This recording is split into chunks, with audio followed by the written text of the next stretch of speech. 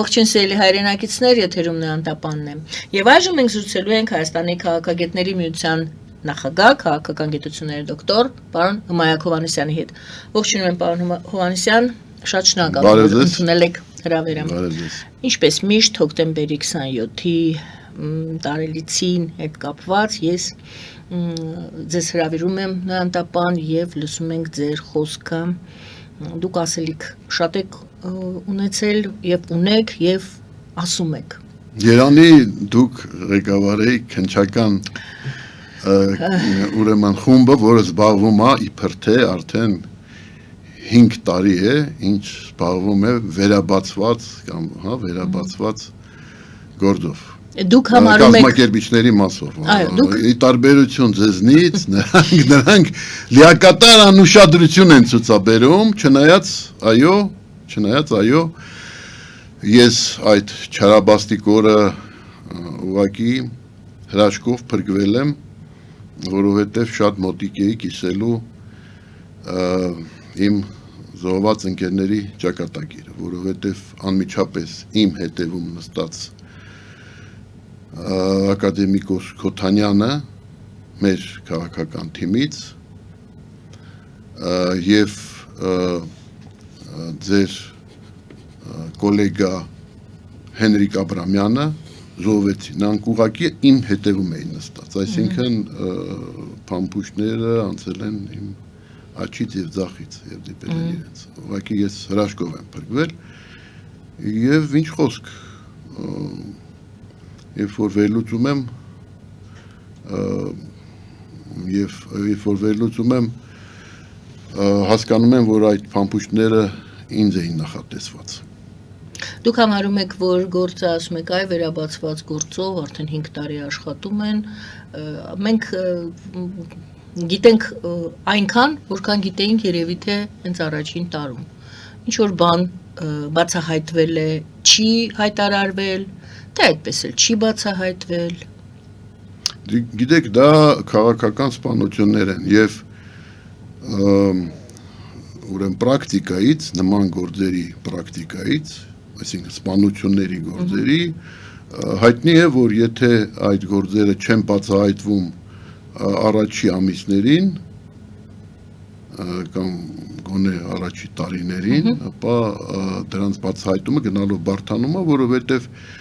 վկաները կյանքը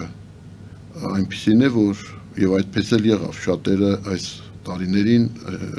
հեռացան կյանքից։ Ոմանց մահը իդեպ շատ կասկածելի պայմաններով եղավ։ Այսինքն տեսեք, էլի քաղաքորդի անդամներից միասնություն դաշինքի այսօր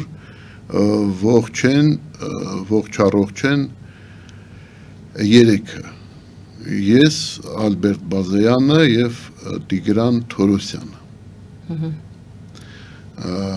Հիշում եք ազգային ժողովի նախագահ եղավ նա, այո, այս երեքն են։ Մնացածը կամ սպանվեցին հոկտեմբերի 27-ին կամ հաջորդ տարիներին, այս 26 տարիների ընթացքում հեռացել են կյանքից։ Պարոն Հովհաննիսյան, իմ հարցը Անդրանիկ Մարգարյանը, Արմեն Խաչատրյանը եւ այլն։ Իմ հարցը 20 քանի տարի է, 6 արդեն տարի է, հա, երևի թե անցել։ Մենք 26 տարի այո։ Ինչ գիտենք այսօր այդ մասին, այդ օրվա հետ։ Գիտեք ինչ, այդ ինձ համար կոնկրետ այդ հոկտեմբերի 27-ի գործը բացահայտված է, այսինքն պարզապես անհրաժեշտ է իրավաբանորեն ճանաչել այդ բացահայտումը, որտեղ այս տարիների ընթացքում եւ մասնավորապես այն ինչ կատարվեց վերջերս, նաեւ Արցախի ճակատագիրը ինչպիսին եղավ եւ այն ինչպես ինչ մենք հստակ հայտնի տվյալներ ունենք, հասկանում եք գործում։ Այսինքն մարդը եղել է ԱԱԾ-ի գործակալ։ Նայիրի Հունանյանը եղել է ԱԱԾ-ի գործակալ։ Հատուկ մայոր ԱԱԾ-ի մայորի կարգավիճակ ունեցող հանձնավորությունը իրեն ուղեկցել է։ Նրա ներկայությամբ ինքը պատմել է, թե ինչ պետք է անի։ Դրանից զատ ինչ լինի, որ մենք չհասկանանք, որ կազմակերպվել է անմիջականորեն ԱԱԾ-ի կողմից։ ԱԱԾ-ի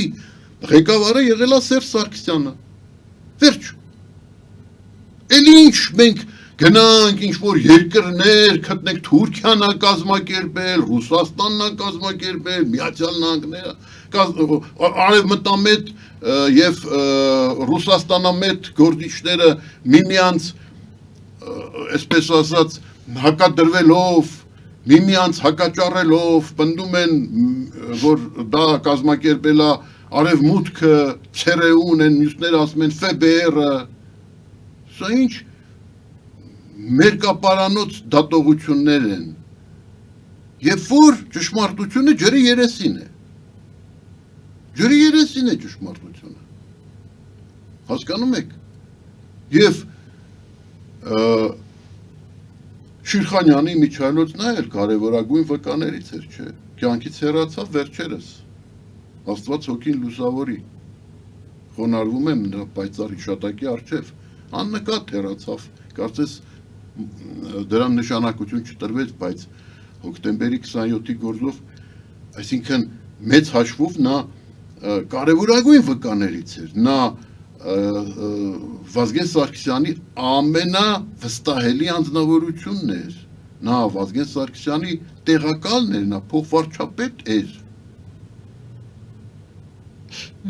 Հասկանում եք, նա իսկապես շատ բան գիտեր, բացի դրանից վերջերս մի քանի ամիս առաջ նրա հեռացումից մի քանի ամիս առաջ դրանից տեղեր ունեցել նրա առերեսումը անջատված մասով քննության շրջանակներում տեղեր ունեցել նրա առերեսումը Սերժ Սարգսյանի հետ։ Առերեսումից առաջ Վան Շիրխանյանը ինձ հրավիրեց իրենց տուն, որպեսզի խորհրդակցի, որտեվ իսկապես նա գիտեր, որ ես Կարեն Դեմիրճյանի, ինչպես ինքը Վազգեն Սարգսյանի ամենավստահելի եւ ամենամերձավոր զինակիցներ, այնպես էլ ես Կարեն Դեմիրճյանի ամենամերձավոր զինակիցն էի։ Եվ մենք միասին ենք մասնակցել 99 թվականի ազգային ժողովի ընտրություններին, 99 թվականի մայիսին։ Միասին ենք շրջել, նախապատրաստել Կարեն Դեմիրճյանի եւ Վազգեն Սարգսյանի հանդիպումները ընտրողների հետ։ Վահան Շիրխանյանը եկավ ձեզ մոտ։ Շարունակենք այդտեղից։ Ինձ հրավիրեց, ինքը տկար էր, ինքը կազմակերպեց ձեր հանդիպումը։ Այո, ինքը ինձ հրավիրեց խորհրդակցելու համար, բացի դա հետո առերեսումից հետո արդեն նույնպես ինձ հրավիրեց եւ մանրամասն պատմել է առերեսման մասին։ Ուրեմն իհարկե կա քննության գաղտնիք եւ այլն գաղտնիություն, բայց ինքը Շիրխանյանը ինձ պատվիրակել էր, որ ես մամուլում հանդես գամ եւ ես երբ որ Նոյան տապանում իմ եթե հետարքիր է ունկնդիրների նրանք կնայեն ուրեմն ձեր արխիվում կա անշուշտ, հա, ոնց է կոչվում prime press list, հա, playlist, այո, ձեր playlist-ում կա եւ այդ կարող են գտնել այդ իմ ելույթը ունկնդրել վերաթարմացնելով հիշողության մեջ ես իրենից լիազորված է իր կողմից, քանի որ իր ձայնը նստած էր, նա ուրեմն կոկորտի պրոբլեմները եւ հենց դրանից էլ հեռացավ կյանքից։ Ուրեմն այդտեղ ուրեմն նա չէր կարող ներկայացնել դա, բայց ինքը գտնում էր, որ անհրաժեշտ է, որ հանրությունը իմանա, նաեւ մարդը զգում էր ուրեմն այն, որ իրեն երկար չի մնացել այս աշխարհում։ Եվ դրա համար ինքը ուզում էր, որպեսզի մարդիկ իմանան, ինքը ինձ պատմել Ինչ է եմ, ես էլ իմանում։ ներկայացրեցի, որ ինքը պարզապես մատնացույց արել դեմ դիմաց նստելով Սերժ Սարգսյանի առաջ, մատնացույց արել նրան եւ ասելա դու ես կազմակերպիչը։ Ես ինչ ենք մենք, ես ինչ ես քննությունը դες դեն ընկել, դու ես կազմակերպիչը, դու գիտեիր, որ քեզ մենք հեռացնելու էինք բոլոր պաշտոններից, դա որոշված հարց էր։ Մենք որպես ժողովրդի քվեին առանցած քաղաքական թիմ իսկապես որոշում ունեինք Սերժ Սարգսյանին հեռացնել։ Այսինքն ներքին պալատական հաշվեհարդար էր դա։ Չէ, պարզ ասեմ ինչ էր դա։ Դա հետևյալն էր։ Ուրեմն, գիտեք ինչ, երբ որ երկրի նախագահ ասում է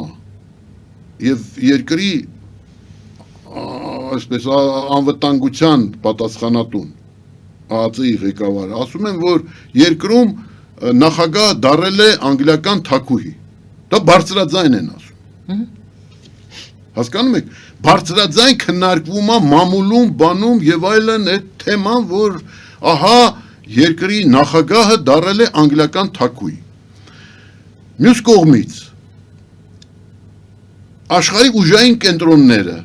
ակնկալում են, որ Արցախյան հիմնահարցը շուտապույտ լուծում կստանա։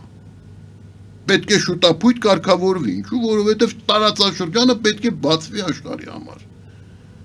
Հնարավոր չի, որ միջազգային հանրություն կոչվածը, բայց իրականում, որտեղ այդ որ ասում են միջազգային հանրություն, քողարկում են իրական իրավիճակը։ Այն է, որ միջազգային հանրության անունից խոսում են հիմնական ուժային կենտրոնները։ Որոնք են, հասկանալի է, որոնք են Արևմուտքը, Ռուսաստանը։ Արևմուտքը ո՞րն է։ Արևմուտքը, համախմբված Արևմուտքը, այն ժամանակ համախմբված Արևմուտք էր։ Հիմա է Տրամպի ժամանակ առաջացել են տարաձայնություններ որոշակի եւ լուրջ, բայց Բայդենի օրոք եւ մինչ այդ այս ամբողջ տարիների ընթացքում խոսքը պետք է գնար միասնական Արևմուտքի մասին, համախմբված Արևմուտքի մասին։ Եվ պատահական չի, որ այդ օրերին Ստրոպ Թելբոտը եկել էր Հայաստան, այսինքն ակնկալիք կար, որ պետք է այդ հարցը շուտապույտ կարգավորվի, կարգավորվի։ Եվ հիմա, որ իմիջիալոց այդ Խաչատուր Սուքիասյանը ամբիոնից ազգային ժողովի հայտարարում է, որ հոկտեմբերի 27-ը պետք է տեղի ունենար, որպեսզի եւ կազմակերպիչների եւ ակնարկում է, որ կազմակերպվել է հատուկ նպատակով, որպեսզի հետաձգվի Արցախյան հիմնահարցի կարգավորում։ Այսինքն Հայաստանում այսպիսի իրավիճակ է ստեղծվել։ Դուք ինչպես եք ճնշում եւ նա զուգահեռ անցկացրեց նաեւ ուրեմն Խաչիկը զուգահեռ անցկացրեց ուրեմն 16 թվականի 18 ՊՊՑ-ի գնդի գնդի իրավիճակի հետ, երբ որ այդ իրավիճակը հնարավորություն տվեց 2 տարով հետաձգել, ոչ թե 4 տարով հետաձգել, 4 տարով 16 թիվ 4 տարով հետաձգել հանգուցալուծումը, Արցախյան հիմնահարցի հանգուցալուծում։ Եվ միշտ նման դեպքերում, երբ որ դուք պատկերացրեք ինչա կատարվում, երբ որ ուժային կենտրոններին ասում են, որ Հայաստանում տիրում է երկիշխանություն, նախագահան դարել է անգլիական թագուհի, ի վիճակի չի տիրապետել հարցերին, ուստի որևէ ակնկալիք Արցախյան հիմնահարցի կարգավորման գործում պետք է չունենալ։ Սա էր, չէ՞։ Հիմա այս ուժային կենտրոնները, այն որ դա կազմակերպել է ԱԱԾ-ն եւ անձամբ Սերժ Սարգսյանը կասկած չի հարուցում։ Հասկանում եք, 6 աչք տեսել են դա։ Վահան Շիրխանյան, Ջանգիրյան եւ ուրեմն Քոչարյան, թե ինչպես Գորիկ Հակոբյանը հենց 27-ին անմիջապես այդ օրը թևի տակ դրած հենց 27-ի օրը թևի տակ դրած Նայիրի Հունանյանի գործը եկել է Կարեն Դեմիրճյանի կաբինետ, որտեղ այդ ժամանակ արդեն ներկա էր Ռոբերտ Քոչարյան։ Եվ դրա այդ գործը գրկած բերել է, այդ 6 աչքով տեսել են այդ գործը, չէ։ Ասել է, որ նա գործակալ է, գիտեն, գործի մեջ կա դա, չէ, որ այդ մայոր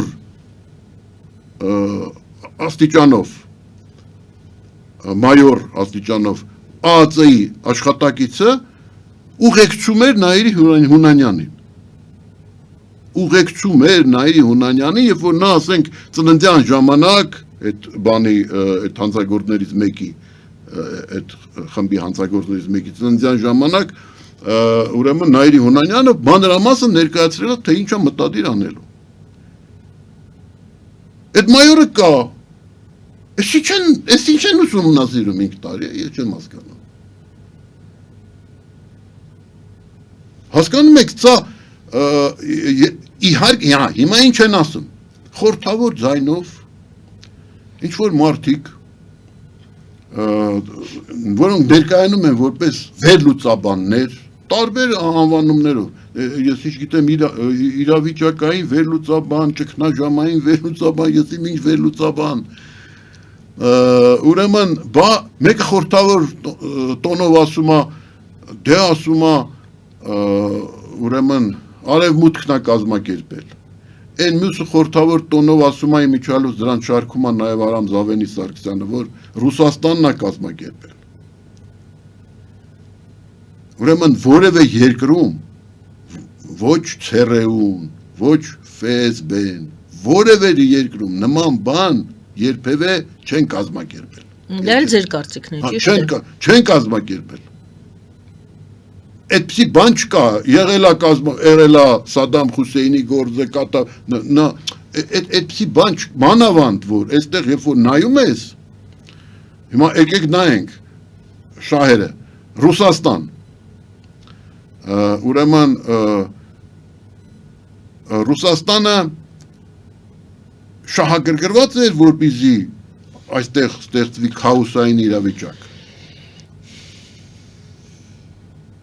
Հարց է առաջանում։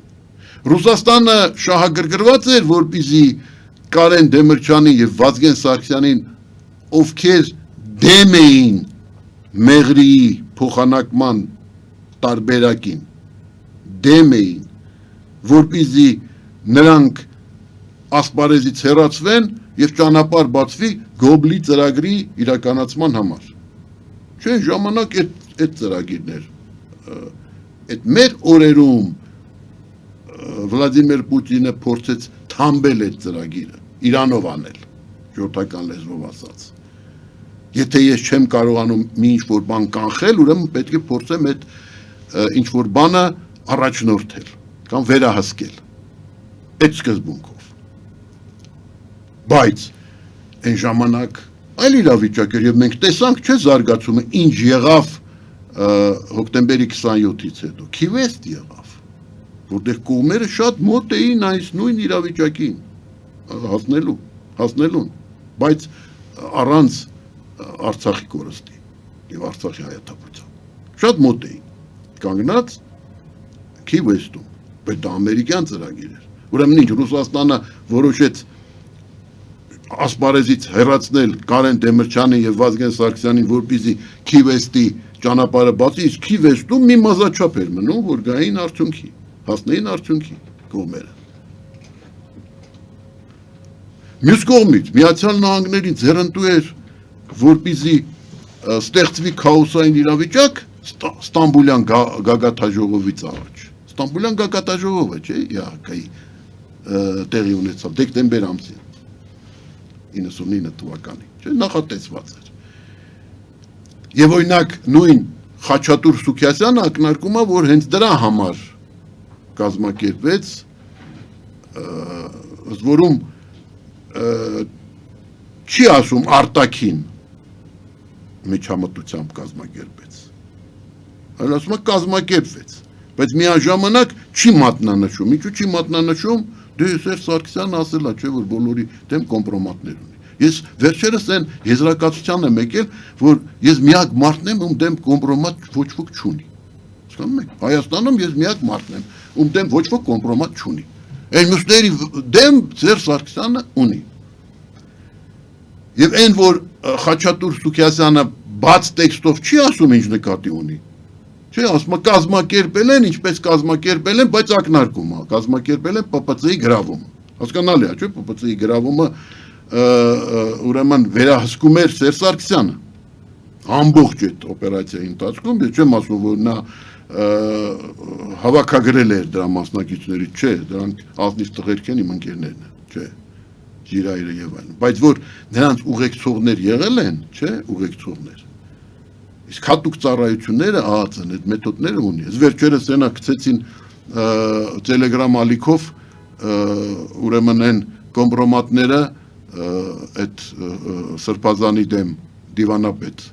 Սրբազանի դեմ կոմպրոմատները գցեցին Վարդան Ղուկասյանի դոկ Վարդան Ղուկասյանի Telegram-յան ալիք գցեցին, չէ, այսինքն օպերացիա է նախապատրաստված, դրա մասին ոչինչ չգիտեր բացարձակապես դոկ Վարդան Ղուկասյանը եւ դրա մասին ինքը այսօր խոսում է այն մասին, որ պարզապես դա հատուկ օպերացիա էր, գցել են իր ալիք երևի կաշառելով ադմինին կամ որևէ մեկին կաշառելով գցել են այդ զարհուրելի, սարսափելի նկարահանումները իր ալիքի միջոցով հատուկ նպատակով, որպեսզի նաև ստեղծեն խզում եւ տեղի ունենա որոշակի, այսպես ասած, բարձրանա որոշակի ալիք ընդդեմ այդ բանի դոկի Վարդան Ղուկասյան դոկի, որը նույնպես հանդես է գալիս իշխանության նկատմամբ շատ կոշտ եւ շատ կտրուկ դիրքերից։ Այսինքն հիմա տեսեք այս վերլուծությունը, երբ որ մենք նայում ենք, իհարկե կազմակերպել են ներսից։ Իհարկե, այդ Գալուս Սահակյանն էր սիրում ժամանակին։ Գալուս Սահակյանն էր սիրում ժամանակին, հա դե դա կազմակերպել են, դա հնարավոր չի, բայց այսինքն իրենց ցանկությունը պարտակելու այդ գործը արդարացրել են այս տարիների ընթացքում վկայակոչելով արտաքին հզորներին, որոնք շահագրգռված էին, որպեսզի Վազգեն Սարգսյանը եւ Կարեն Դեմիրճյանը չլինեն։ Նու դա ուրեմն դա Ալեքսան Հարությունյանի տեսակետներ, ինչի մասին կա, որ նա տարբեր տեղերում խոսում էր, նաեւ Նաիրի Հունանյանի հետ զրույցներում, որ խոչընդոտում են երկրի զարգացումը Կարեն Դեմիրճյանը եւ Վազգեն Սարգսյանը։ Ըստ որում ուրեմն Վազգեն Սարգսյանին վերացնելու հարցում ինչ որ հատուկ շահագրգռվածություն կամ հատուկ ջանքեր ավելի շուտ գործադրելու կարիք չկար, որովհետև Նաիրի Հունանյանը ի սկզբանե տրամադրված էր հենց Վազգեն Սարգսյանի դեմ։ Ես դահլիճում էի, ես այդ ամբողջ իրավիճակը տեսել եմ։ Հասկանում եք, ես տեսա հետևյալը, որ այդ ամբողջ ընթացքում որևէ մեկը ահաբեկիչներից մի պարսավանքի խոսք այսպես ժողովրդական լեզվով ասած թթու խոսք նույնիսկ, հա, այդ մակարդակի։ Կարեն Դեմիրճյանի հասցեին ինչ ասեց։ Ընդհանրապես Վազգենի հասցեին շռայլորեն տեղում էին հայոյանքներ եւ այն ու այդ սարսափելի իրավիճակը տեսել եք։ Ես ներսից եմ տեսել։ Այսինքն եթե Վազգեն Սարգսյանին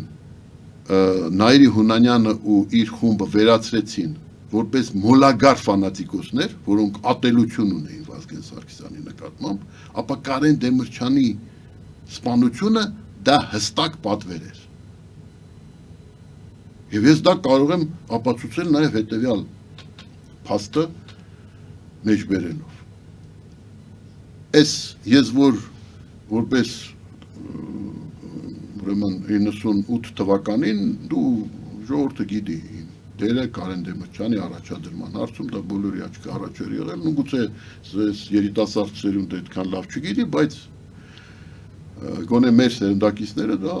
տեսել են, գիտեն, եւ շտաբում այնպես էր, որ ես նույնիսկ ասեմ, որ երբ որ առաջինը Կարեն Դեմիրճյանը ինձ ասել, որ մտադիր է առաջադրվել, որտեղ ես 90-ական թվականներից իրեն համոզում էի վերադառնալ մեծ քաղաքականություն։ Եվ ասելա ձևավորի շտաբ։ Ես ասել եմ, որ ես ՀՀՇ-ի համար, ինչպես կարմիր լատը ցուլի համար։ Եվ եթե ես շտաբի պետ լինեմ, ուրեմն մենք խնդրեմ կունենանք հանձնաժողովների հետ, որտեղ արտահերթ ընտրություններ են, Լևոն Տեր-Պետրոսյան հրաժարական էր տվել ըստ օրենքի, համաձայն օրենքի հանձնաժողովները պետք է մնային նույնը, նոր հանձնաժողովներ չէին լինելու, հերթական ընտրություններ չէին, այլ արտահերթ ընտրություններ էին։ Ուստի հանձնաժողովները պետք է մնային նույն կազմով, իսկ այդ կազմով հանձնաժողովները հրշական հանձնաժողովներ էին։ Եվ եթե ես շտաբի պետ լինեի, բնականաբար խնդրեմ էի ունենալու դրանց հետ հաղորդակցվելու հարցում, որտեղ ես շատ կոշտ քննադատության եմ ենթարկել ՀՀՇ-ին 90-ական թվականներից սկսած, կոշտ քննադատության, եւ կադրային քաղաքականությունը թող պոլի պետ լինի, բայց հրաշական լինի եւ այլն, որը դարձավ արդեն ավանդույթ մեր քաղաքական կյանքում, ցավոք սրտի, ինչի պտուղները մենք այսօր վայելում ենք, դառը պտուղները։ Ուստի ես ասեցի Կարեն սրով ճիշտ կլինի, եթե լինի թաբուլա ռազա, մարդ, որը քաղաքականության մեջ մինչև հիմա չի եղել։ Այդպիսի մեկին գտնենք, ես նույնիսկ աչքի առաջ ունեի թեկնածու եւ առաջարկեցի Կարեն Սերոբիչ Հենրիկ Գրիգորյանի թեկնածություն, ինտերլինգվայի ռեկտորը։ Հա թեկնածություն։ Հետո հետագայում նա միասնություն դաշինքի կազմում մասնակցում էր ազգային ժողովի աշխատանքներին։ Ես նրան առաջարկեցի, բայց հետո երբ որ նրա հետ խոսեցի, տեսա, որ նա վախկոտություն է ցուցաբերում եւ հակված էի չասելու Կարեն Սերոբիչի դրա մասին, բայց հետո ինքը ասեց, որ կա մի տեխնացու, որին ներկայացրել է Ֆադեյ Տաճատիչը, Սարգսյան, որը նույնպես դասախոս է, քաղաքականության մեջ չի եղել, պրոռեկտորն այն բանի այդ Աճարյան ինստիտուտի եւ ասեցի շատ լավ է։ Ես էլ որովհետեւ տեսա, որ Հենրիկ Գրիգորյան ակադեմիական ոճի գիտնական լինելով քաղաքագետների միության վարչության անդամ է։ Այնքան էլ հակված չի, իսկ Արմեն Խաչատրյանը ուներ կուսակցական աշխատանքի փորձ նաև անցյալում։ Քաղաքոմում է եղել, որտեղ այ մի խոսքով եւ ինքը քաղաքականության մեջ չի եղել, շատ կոմունիկաբել անձնավորություններ, կոմունիկացիոն, այսինքն հաղորդակից շփվող, հաղորդակից լինող եւ այլն։ Եվ դրա համար ես ասեցի կտած տարբերակ։ Եվ այսպես է եղել։ Ես ինչու եմ դրա մասին պատմում, որովհետեւ այս մթնոլորտը որպեսզի դուք տեսնեք եւ իմանաք այն, որ իսկապես այն ժամանակ գաղափարախոսական հարցերով շտաբի, որպես շտաբի անդամ ես էի զբաղվում եւ մի օր ինձ ասեցին, որ ինչ որ մեկը եկել է ուզում է ընդունվի աշխատանքի։ Այն առաջի օրերին շտաբի ձևավորման։ Ես ասեցի ով է, ինչ է, բասմա ուզում է լրատվական, շտաբի լրատվական բաժնում աշխատի։ Ասեցի դուրս գամ տեսնեմ ով է։ Պարոն Հովհաննիսյան, ինչու եք սա հիշեցնում։ Դուրս եկա տեսա Նայիրի Հունանյանը։ Ահա, Նայիրի Հունանյանն եք տեսել։ Նայիրի Հունանյանը դիմում է ինձ, բա դե ասեցին, որ դու այստեղ զբաղվում ես շտաբի անդամ եւ այլն։ Ես նրան ճանաչում եի, որտեղ նա 90-ական թվականներին Դաշնակցության խմբակցության տեխնիկական քարտուղարն էր եւ մասնակցում էր ազգային ժողովի որպես տեխնիկական մասի մասնակից սպասարկող մասնակցում էր նիստերին, որպես լրագրող եւ այլն, հա, եւ Դաշնակցության ֆրակցիայի կողմից հրավիրվում էր մասնակցություն։ Ես նույնպես որպես Հայաստանի քաղաքագետների միության նախագահ ինձ հրավիրում էին եւ ես մասնակցում էի ներկայեի այդ հրշակագրի ընդունման օրը եւ այլն նայել էր այդ ժուրնալիստների կազմը։ Դրա համար այդ Չարաբաստիկ օրը, երբ որ ես նրան տեսա, ես մտածեցի ժուրնալիստ է եկել է եւ այլն։ Չալուց ասեմ, որ ոչ ոք չի ասում, բայց մինչ այդ ես էլ եմ տեսել Նայիրի Հունանյանին ազգային ժողովում։ Բայց ինչու չեմ պարզում այդ ժամանակով է իրան անցագիր տվել։ Մենակ այդ օրը չի եղել, նախորդ օրերը ինքը եկել է ուսումնասիրելու։ Ուրեմն ներքին իրավիճակը գուցեև զենքերի տեղավորման դա էլ հատուկ հարց է։ Թե զենքերը ոնց է, չէ՞։ Կեղծ հետ ուղղությամբ էին ուզում տանել։ Թե զենքերը իբր թե զուգարանում է տեղադրել։ Գիտեք ինչու էին այդ վարկածը առաջ քաշում, որ զենքերը ինքը նախորոք բերել է զուգարանի ինչ որ բանի անտրիսոլի տակ այնտեղ տեղավորել է այդ զենքերը։ Գիտեք ինչ էին ասում, որպեսզի հեռացնեն շատ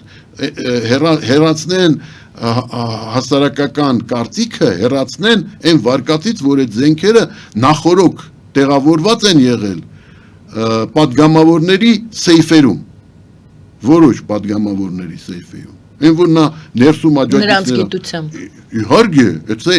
միակ տեղը, որտեղ հնարավոր էր այդ զենքերը տեղավորել ապահով, դա պատգամավորների սեյֆերն էին։ Ինչու, որովհետև հավաքարարը ես պատգամավոր եղել եմ ոչ մեկ անգամ, ես գիտեմ, չէ՞ դա, ուրեմն այդ սեյֆերը պատգամավորի միայն պատգամավորը ուներ բալանին այդ սեյֆի։ Դա իր անձնական սեյֆն էր։ Այսպես մեծ սեյֆ է։ Եվ այդտեղ հնարավոր է տեղադրել կալաշնիկով, մալաշնիկով ռազմորկ արած դնել այդ սեյֆի մեջ։ Հնարավոր է։ Բայց դնել, ասենք, զուգարանում ինչ որ այդ բանի հետևից նավիստոյի պատալոգի հետևում տակ եւ այլն, դա այդ վարկածը այն ժամանակ ուսումնասիրվում էր քնչական խմբի կողմից եւ մամուլում կային տեղեկություններ, որ վեճ է գնում, թե ոնց է բերել, ոնց է տեղադրել, զուգարանում, բանի վերև, ինչու որպեսզի ուշադրությունը հեռացնեն այն վարկածից, որ դա տեղադրված է եղել որոշ պատգամավորների սեյֆերում։ Որտեւ հավաքարարը մուտք չուներ, այսինքն կարող է մի քանի օր առաջ բերեին, տեղադրեին այդ սեյֆերում, այդ զենքերը սեյֆերում, եւ որևէ հավաքարար չէր կարող, որտեւ հավաքարարը չուներ բալանի, ուներ ցենյակի բալանի, մաքրում էր եւ այլն, բայց սեյֆերը անձեռնմխել էին ուրիշների համար, միայն պատգամավորը ուներ այդ բալանին։ Այսինքն այդ վարկածից հեռացնելու համար տարիներ շարունակ շոշափվում էր, քննարկվում էր այդ վարկածը, որ զենքերը նախորոք տեղադրել են զուգարանի ուրեմն այդ բանի վերևում։ Եվ եկել են, մտել են զուգարան, այնտեղ զենքերը վերցրել են, գնացել են, մտել են դահլիճ։ Ֆելիչե ժամանակակից ատամնաբուժական կլինիկա։ Այստեղ հարմարավետությունն ու խնամքն առաջնային են։ Այստեղ կիրառվում են ատամնաբուժական ամենաժամանակակից տեխնոլոգիաներ, ճշգրիտ ախտորոշում, արդյունավետ բուժում, նուրբ փորձառություն եւ անհատական մոտեցում։ Սկսած սովորական մանրուքներից մինչև առաջադեմ ընթացակարգեր, այստեղ դուք գտնվում եք բարձր որակավորում ունեցող եւ փորձառու ատամնաբուժական մասնագետների ձեռքերում։ Մեր բարեկամական եւ հյուրընկալ անձնակազմն այստեղ է յուրաքանչյուր այցը հաճելի դարձնելու համար։ Ֆելիչե, ձեր առողջ եւ ամենաերջանիկ շպիտը սկսվում է այստեղից։ Եկեք եւ բացահայտեք նորարարության փորձագիտության եւ կարեկցանքի կատարյալ համադրությունը։ Երևան շիփինգ, սենսացիա ստեղ, հա։ Այո, ճիշտ եք եկել։ Սանդրոցներ Երևան ուղարկելը $2.99 օթանավով։ Այո, Իսկ եթե դոլար ուղարկես, դոլար ստանան։ այո, Իսկ որ տանեն տուն հասցնեն, էլի մի տոկոս, հա։ 2%։ Երասը ծրի է, էլի։ Ժողովուրդ սենսացիա, ծրի է։ Նորթ Հոլիվուդ Գլենդել։ Ջաքփաթ հագուստի խանութը երկրորդ մասնաճյուղն է բացել Գլենդելի սրտում, որտեղ կարող եք ձեռք բերել եվրոպական եւ ամերիկյան ընտիր հագուստեղեն, կոշկեղեն, աքսեսուարներ, պայուսակներ ամենահարմար արժեքներով։ Նաեւ կարող եք ցանկացած ապրանք պատվիրել եւ ձեռք բերել կարճ ժամանակում։ Ջաքփաթի Գլենդելի հասցեն է 1135 North Pacific Avenue, հեռախոս 818 813 2252 Ջաքփաթ հագուստի լավագույն կենտրոնը Գլենդելում։ 60-ից ավելի ճանաչված եվրոպական բրենդների ինքնատիպ, չկրկնվող եւ մատչելի ընտրանին Fortuna Home and Country House խանութ սրահում։ Նորավոճ սպասք եւ կահույք հորեկա բնագավառի համար, տեքստիլ, տնտեսական ապրանքներ, ամեն ինչ գեղեցիկ կյանքի համար։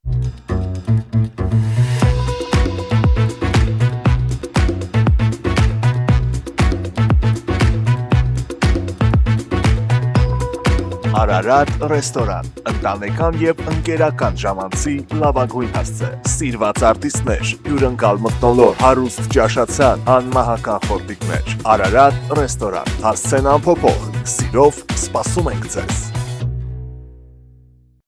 Լավագույն պաղպաղակ, բնական, համեղ եւ մատչելի գներով պաղպաղակը կարող եք ձեռք բերել բոլոր հայկական խանութներում։ Պահանջեք հայկական պաղպաղակ, Թամարա պաղպաղակ։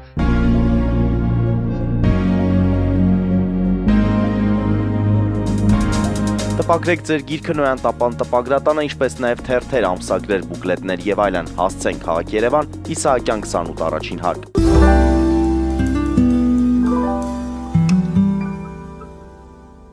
Բայց վերադառնամ ամենակարևոր հարցին, որ այդ աշխարհաքաղաքական շահագրգռվածությունների հարցին։ Աշխարհաքաղաքական շահագրգռվածությունը եղել է մի հարցում, որպեսզի Հայաստանում ստեղծվի միաբևեռ իշխանություն, որը ընդունակ կլինի շուտապույտ լուծելու Ղարաբաղյան հարցը, որտեղ բոլոր ուժային կենտրոնները միահամուռ էին այն հարցում, որ պետք է ժամ շուտ, օր շուտ, ամիս շուտ, տարի շուտ լուծվի այս հարցը եւ տարածաշրջանը բացվի։ Ով պետք է հանդուրժեր, որ այդ Աղդամի նման հարուստ երկրամասի սևահողերը օգտագործվեն որպես արոտավայրեր կամ հասկանում եք այդ ով պետք է դա հանդուրժեր։ Այսինքն տեսեք Իլխամ Ալիևը որ եկավ առաջի հերթին, առաջի քայլերը որ նա արեց, պետք է նրան արժանի մատուցել, իսկապես խելացի ղեկավար է։ Ես ուղղակի նախանձով եմ ասում, որ խելացի ղեկավար է։ Նա առաջի հերթին ասեց տալու եմ կոնցեսիաներ, տալու եմ հնարավորություն ներդրումներ անելու,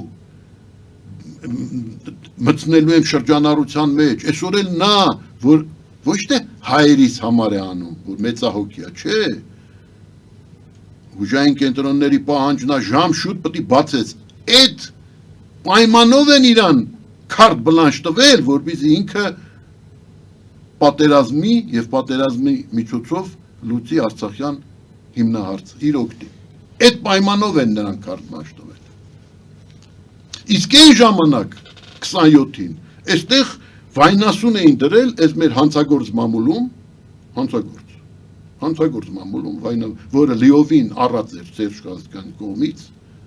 այն ժամանակ արդեն, լիովին, այս քոքից առել էին։ Այդ մամուլում գցում էին երկիշխանությունա, երկբևեռա, չէ, չնայած մամուլը չէր գցում մենակ, դա վերևից էր գալու։ Այսինքն ինքը Ռոբերտ Քոչարյանը ասել էր, որ ես անգլիական թագու եմ, ինձնից պարտք ու պահանջ չունենա, քանի դեռ ես անգլիական թագու եմ։ Դրա համար իհարկե ոչ միայն մեր ԱԱԾ-ն լավ գիտեր, ոչ թե լավ գիտեր, ինքն էր կազմակերպել այդ Նաիրի Հունանյանին բերել։ Ուրեմն չէ նրան աշխատանք էին տվել հետո հեռուստատեսությունում։ Այսինքն ես որ ինքը եկել էր իրան մերժեցի, ասեցի գիտես ինչ ասեցի, դու համակրում ես Կարեն Դեմիրճյանին, այդ էլ ասեմ։ Ինքը 98 թվականին, երբ որ ես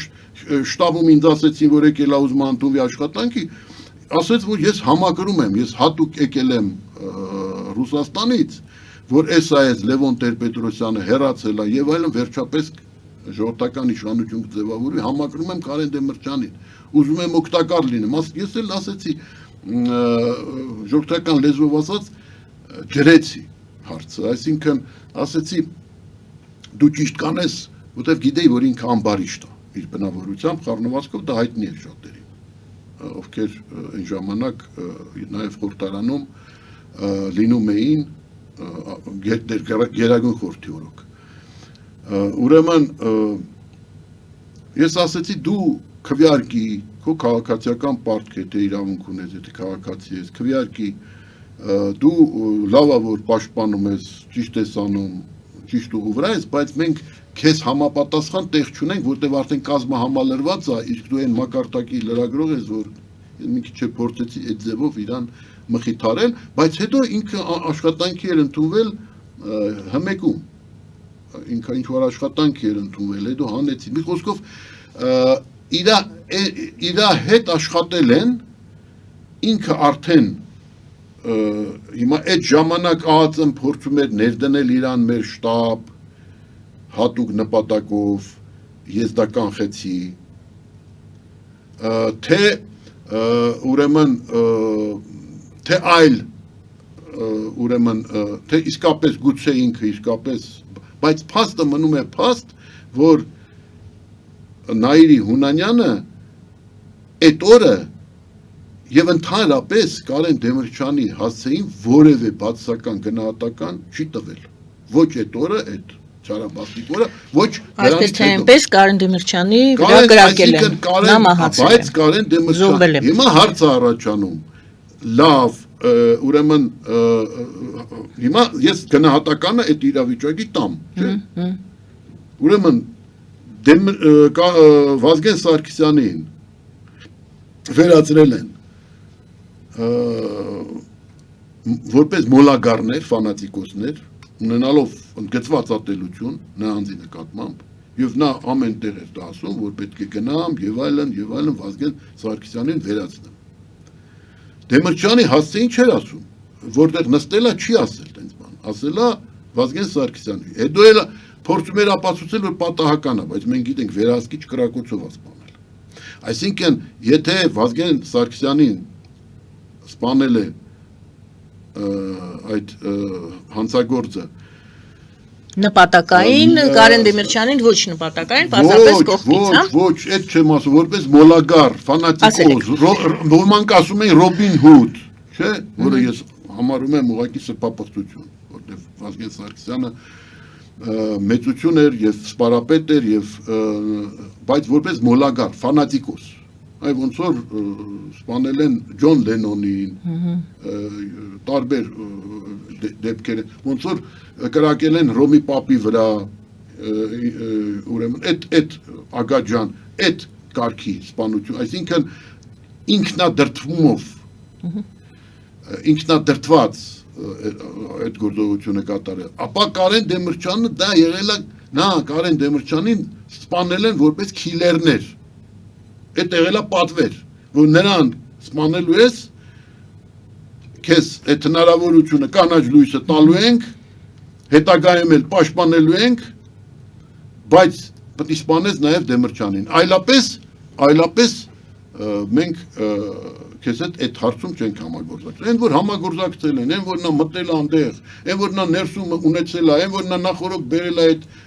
զենքերը այնտեղ դրել է, հասկանում եք, դա գիտի այսօրվա օրոք յուրաքանչյուր երկրորդը, եթե նայես մեր ազգաբնակչության մեջ, բայց մի հարց է առաջանում, մի հարց, լավ, արտաքին ուժերը չեն կազմակերպել, բայց իմացել են, այո իմացել են, իհարկե այդպես հնարավոր չի, որպեսզի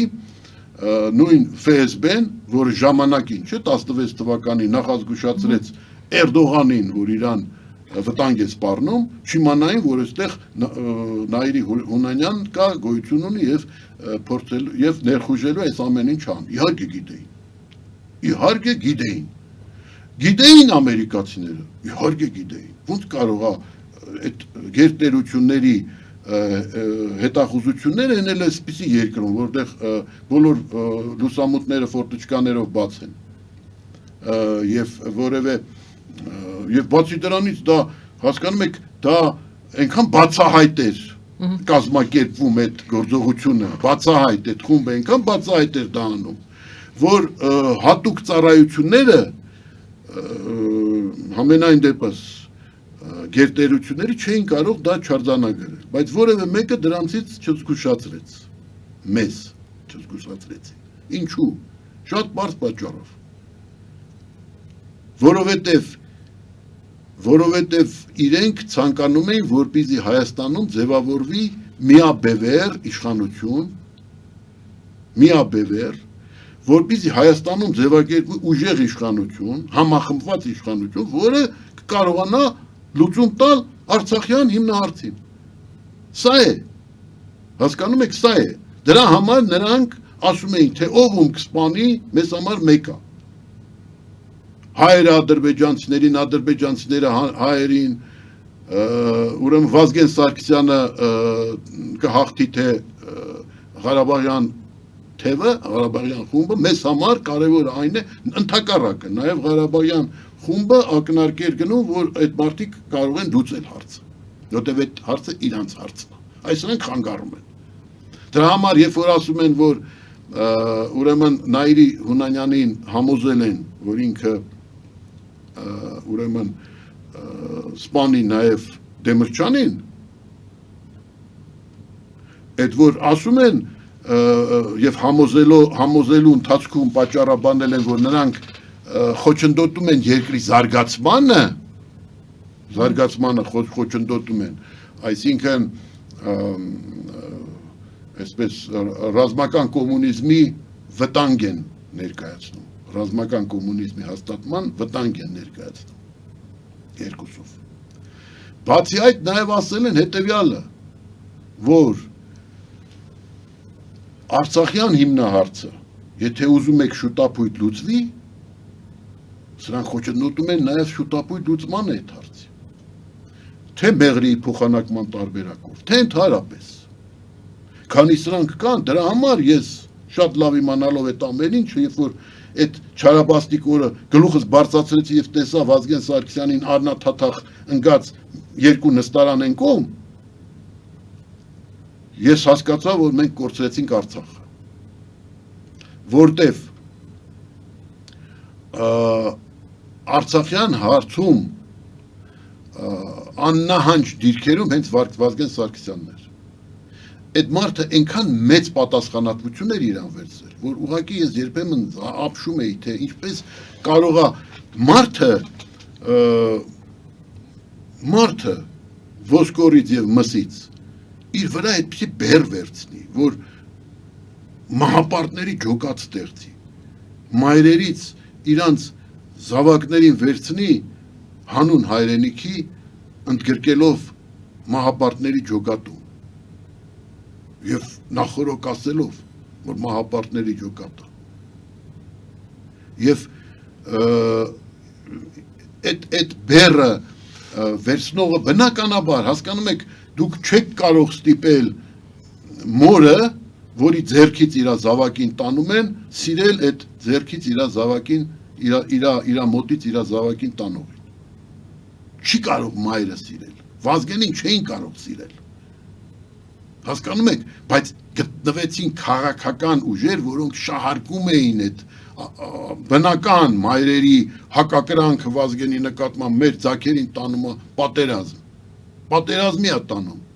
մեր զավակներին տանում է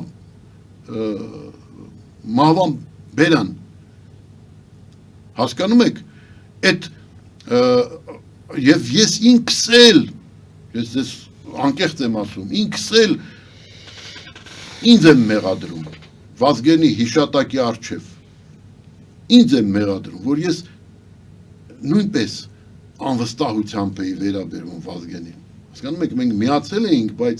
երբ որ նա ինչ-որ առաջարկություններ էր անում, ինձ արել է շատ լուրջ, ես անընդհատ կասկածում էի, որ այն օրինակ ասում էր, այդ մանդատը քեզ ինչի է պետք, դու արի ինձ գլխավոր խորհրդական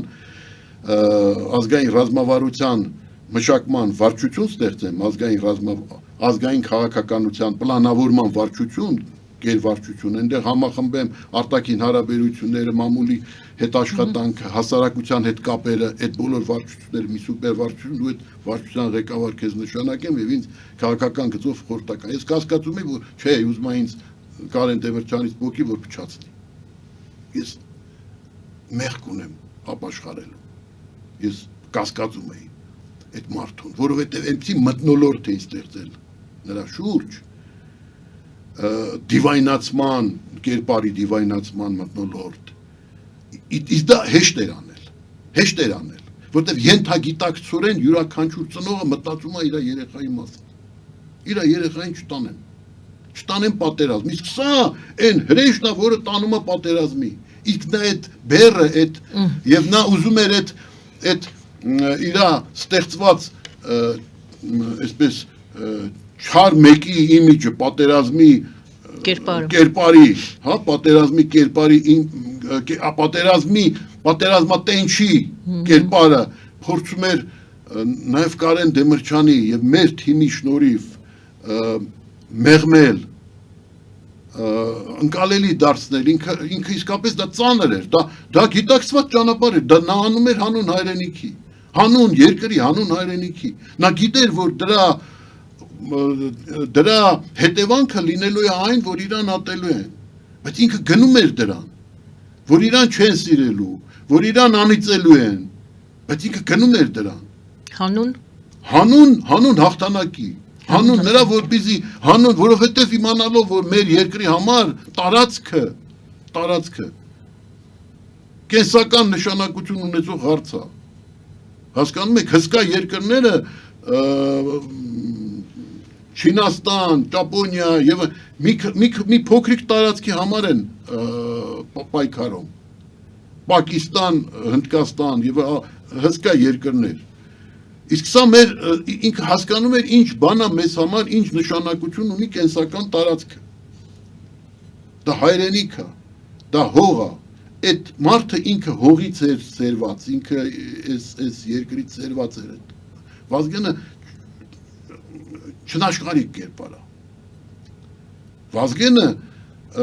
եւ մարդիկ Վազգենը հասկանում եք այդ բոլոր հայրենասերներին, որ հավաքես միացնես իրար,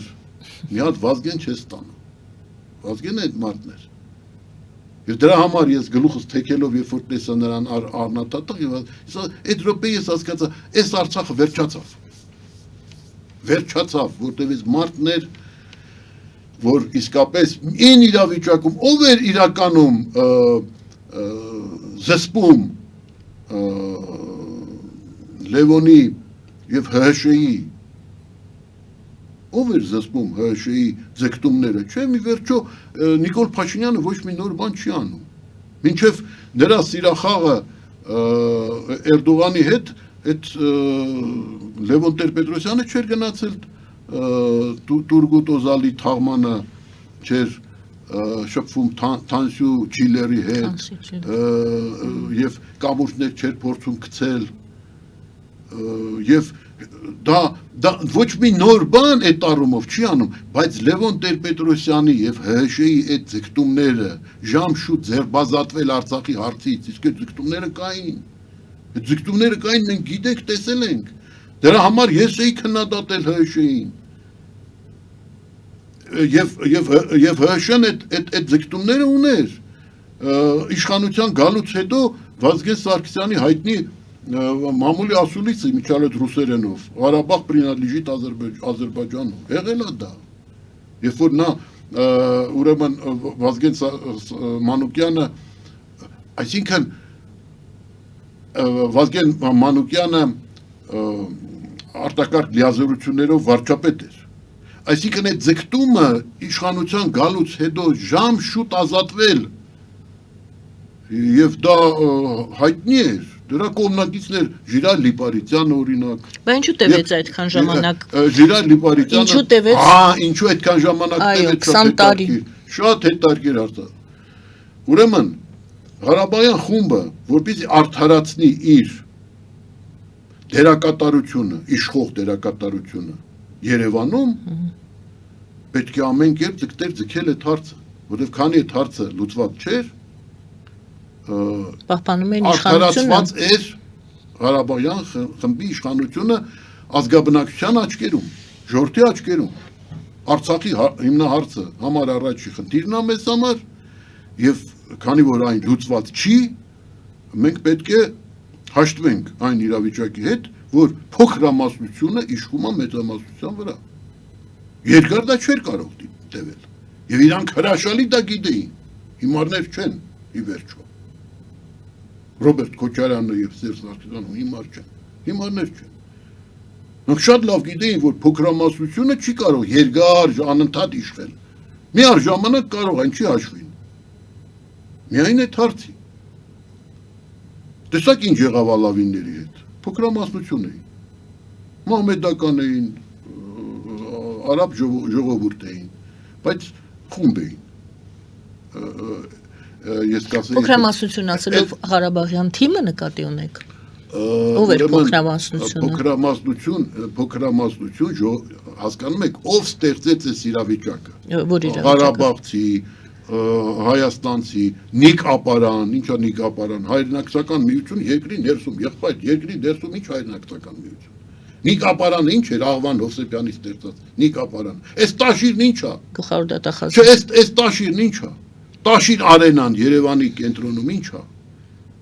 Տաշիր, Մոսկվայում համերգ են, Տաշիր, եղբայր, Հայաստան չկա էր։ Վերադառնանք փոքրամասնությունը ով էր այդ դեպքում։ Ուրեմն այս ջլատումը, այս տարածաշրջանային սկզբունքով դա բաժանիր որ տիրեց, այսինքն իրանք Ղարաբաղյան խումբը, այսինքն Արցախից Երևան տեղափոխված արցախահայերը, որոնք ուրեմն գործում էին Զորի Բալայանի Հովանու ներքո, Պոլիտբյուրոն այդ խմբի Զորի Բալայանի բնակարանն էր, հավաքվում էին եւ հարցեր էին լուծում։ Այդ Պոլիտբյուրո գույությունը, ոչ պաշտոնական։ Այս իրավիճակը եղել է, չէ՞, սա եղել է եւ սա մեր ժողովուրդը, մենք բոլորս, այդ թվում դուք արդարացնում եք նրանով, որ Արցախյան հիմնահարցը լուծված չի։ Երբ որ Արցախյան հիմնահարցը լուծվեր, հարց կառաջանար, էլ Սերժ Սարգսյանը ինչ անում Հայաստանի Հանրապետությունում։ Արկադի Ղուկասյանը, Ժիրայր Պողոսյանը, այն մյուսը, չէ, բոլոր վարչապետերը 26 տարիների ընթացքում։ Արցախի հարց էին լուծում, այսպես ասած։ Չէ, բոլոր վարչապետերը նախկին Արցախի բոլորը տեղափոխվել են Երևան քաղաք։ Բոլորը, այսինքն այդ դուք ինչի հարց չեք տալիս ես, ինչու ազգաբնակչությունը Արցախի 30 տարվա մեջ 94 թվականից սկսած կամ 26 տարվա մեջ չավելացավ 26 տարվա մեջ չավելացավ, ինչու չավելացավ։ Պարոն Հովհաննիսյան, Արցախը հաղթել էր պատերազմը։ Հասկանալի, մի ուրիշ հարց։ Իրենք իրենց ոտքով եկան, թե Հայաստանից գնացին, իրենց խնդրեցին, որպեսզի նրանք գան։ Ոչ, այդ ուրեմն իրավիճակը այսպիսին էր։ Գիտեք ժամանակին Կարեն Սերոբչին ինչ էր ասում։